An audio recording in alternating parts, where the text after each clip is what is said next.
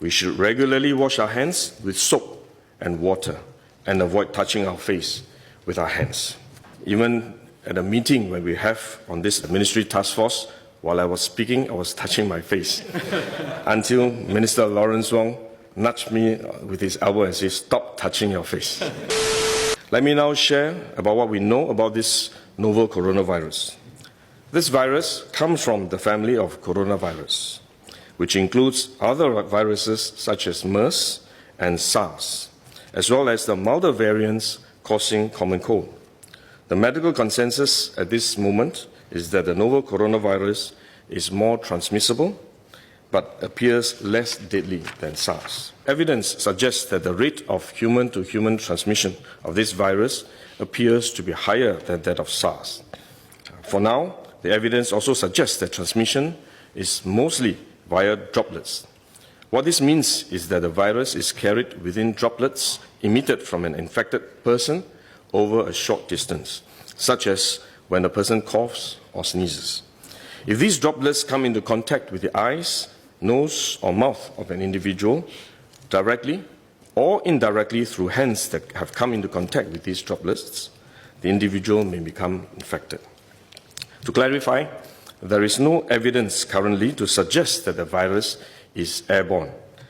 There are other viruses, such as the chickenpox, which can easily be transported via air currents, and do not require droplets to contact the eyes or nose. The novel coronavirus is not in this category of viruses. The novel coronavirus could also transmit through surface contact. Let me explain. When a person sneezes or coughs, the droplets fall onto the surfaces of tables and chairs, and the virus may remain alive for up to a few days. When someone else touches the surfaces of these tables and chairs, the virus can be transferred to his hands, and if he then rubs his eyes or nose without washing his hands, he may become infected. So we should wash our hands. This is also why we only quarantine the close contacts of confirmed cases. For more transient contacts, such as individuals that the confirmed cases may have walked past in malls or hotels, the risk of transmission is low. For coronavirus generally, the person is most infectious when he is displaying symptoms, or what you call symptomatic. And this is likely to be the case for the novel coronavirus as well. There is evidence of limited spread from a person without symptoms during the incubation period.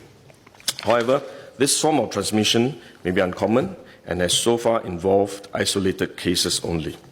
At this point, the evidence still points towards higher transmissibility when the person is displaying symptoms.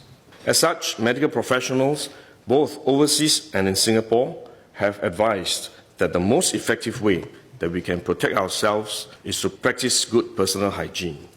We should regularly wash our hands with soap and water and avoid touching our face with our hands.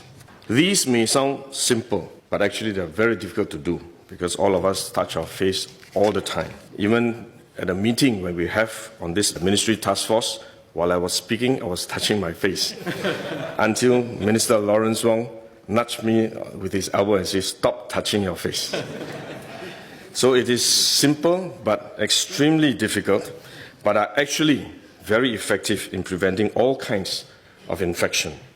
Potential infection from asymptomatic persons, in fact, is less likely to be from coughing or sneezing directly because they don't have symptoms. They are not sneezing or coughing, but more likely by touching contaminated surfaces, for which masks offer no protection.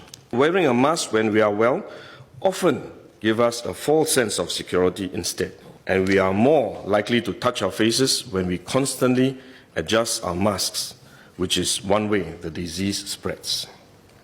At the same time, we need to protect others, our loved ones, friends, colleagues, and fellow Singaporeans that we come into contact with. If we are sick, we should rest and recover at home as far as possible. If we do need to go out to see a doctor, for example, we should wear a surgical mask to protect others. So this is when mask is needed, when we are unwell and have to go out.